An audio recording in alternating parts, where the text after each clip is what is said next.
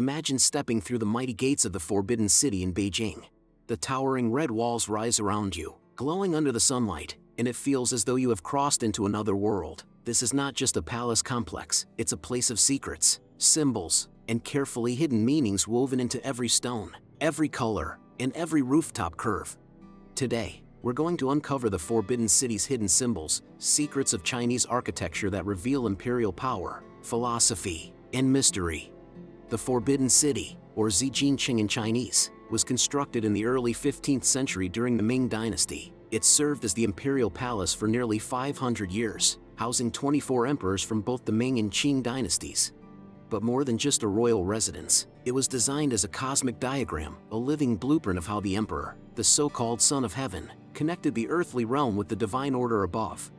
From the very moment you step inside, symbolism is everywhere. Let's begin with the walls themselves. Painted in a deep, almost glowing red, they were more than decoration. Red in Chinese tradition represents prosperity, happiness, and energy. But here, it also carried the heavy weight of power. These walls were not only meant to impress, they were meant to warn. They whispered, "This is the heart of the empire. You are entering sacred space." And above those walls, roofs gleaming with bright yellow glazed tiles. Yellow was the color of the emperor alone. It represented the center of the universe and ultimate authority. No other building in Beijing could use it, except, on rare occasions, temples tied directly to imperial rituals. But let's look closer at the rooftops, because they hold some of the most fascinating secrets. Have you ever noticed the small figurines lined up along the ridges? At first glance they may seem purely decorative, but each one carries symbolic meaning.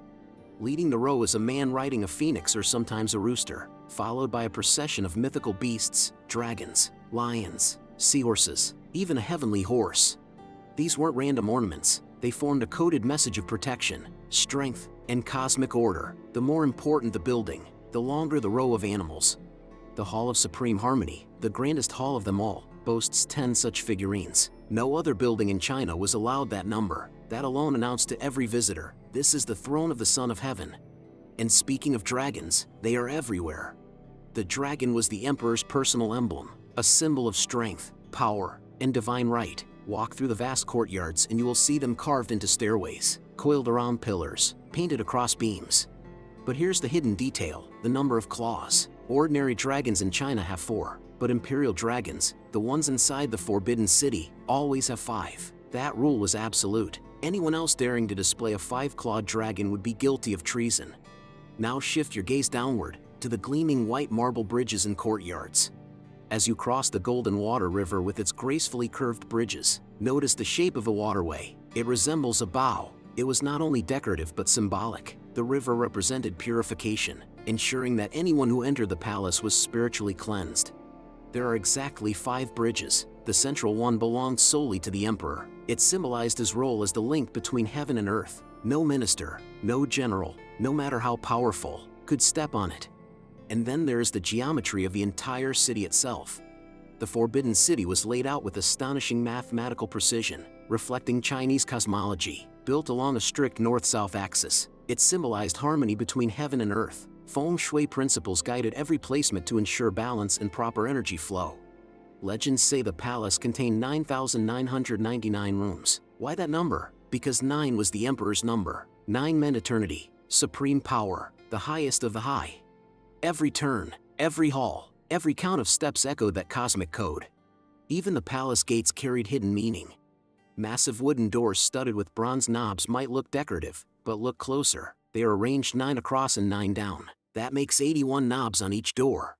Again, the number 9, multiplied and reinforced, declared imperial authority and heavenly alignment. This wasn't random architecture. This was a living code. Now step with me into the most famous hall of all, the Hall of Supreme Harmony.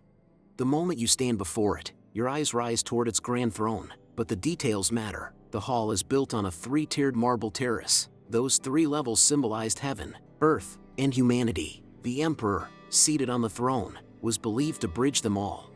Even the staircases carry dragon carvings flowing downward like rivers of power, a reminder that authority streamed directly from heaven into the Son of Heaven himself. But the emperor wasn't alone in this symbolic language. The dragon represented the emperor, but the phoenix represented the empress. In palatial chambers, you'll notice phoenix motifs paired with dragons, a visual code for harmony. Yin and yang, balance between male and female. Imperial authority wasn't simply domination, it was balance. The symbolism extends into the gardens as well. In the imperial garden stand ancient cypress trees, twisted into dramatic, almost defiant shapes. These were symbols of longevity and resilience, eternal strength for the dynasty. Nearby, strange rockeries rise, resembling miniature mountains. In Chinese belief, mountains were sacred places where immortals dwelled. By bringing them into the palace, the emperor surrounded himself with the essence of immortality. And guarding the very entrances, bronze lions. The male lion presses his paw on a ball, symbolizing power over the world. The female lion holds a playful cub, symbolizing nurture and continuity of the dynasty. Together, they stood as guardians, silent, unmoving, yet brimming with symbolic strength. Even the very name of the city carries weight. It was forbidden not only because ordinary people were barred from entry, it was forbidden because it was sacred, a cosmic center, cut off from the mundane world. The emperor lived here as mediator between mortals and the divine, and the palace's architecture reinforced that role at every turn. Orientation itself mattered. The main gates faced south. In Chinese tradition, south was the direction of warmth, prosperity, and life. When the emperor sat on his throne, he always faced south, literally embodying the role of the bringer of life and order. What makes all of this fascinating is the layered meaning. To an ordinary visitor, the colors, the towering halls, the bright roofs, all of that was enough to overwhelm. But to officials and scholars trained in Confucian and Taoist thought, every choice carried a second, deeper meaning. The Forbidden City was more than palaces. It was a language, spoken in architecture. So next time you see the Forbidden City, whether in person or in photos, don't just see a collection of old buildings. See a symbolic map of the cosmos, a masterpiece where every dragon, every phoenix, every number and color whispered messages of power, eternity, and divine order. Perhaps the greatest secret of all is this: the Forbidden City was not only built from wood and stone, it was built from ideas. Ideas about power, about balance, about the emperor's place in the universe. It was, in truth, a story written in architecture, a story that still speaks if we know how to read it. So the next time you walk through those glowing red gates, remember, you are not just entering a palace, you are stepping into a coded world, a living riddle of history, culture, and mystery that has stood for centuries.